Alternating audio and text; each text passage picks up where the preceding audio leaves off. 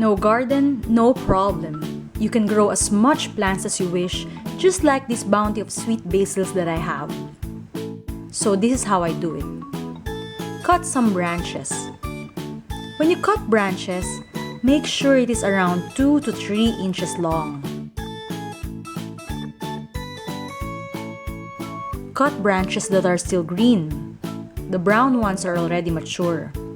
It's easier to grow roots from the green branches.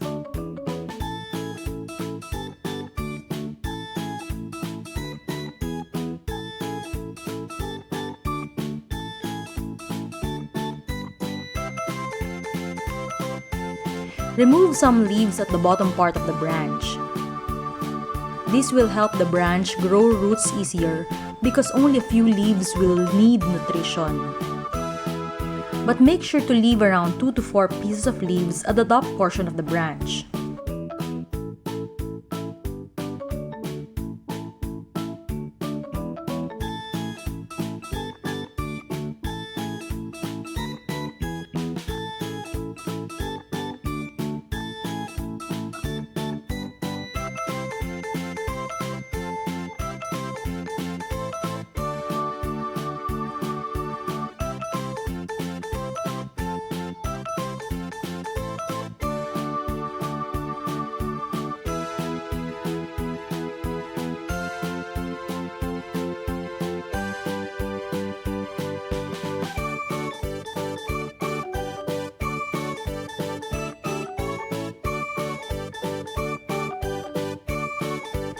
Put the branches in a cup of water, dipping around 1 inch of the bottom part of the branch into the water.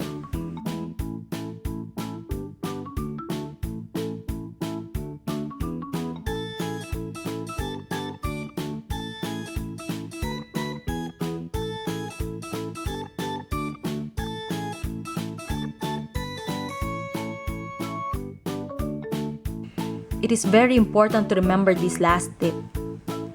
Leave your new basil cutting in a warm place.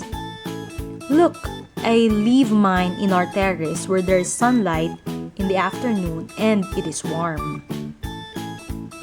During my first attempt of growing roots from cuttings, I left my cuttings in the kitchen and in the living room for the purpose of having live plants inside the house, but they all died.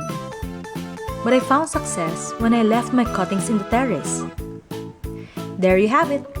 Please subscribe to our channel for more gardening tips.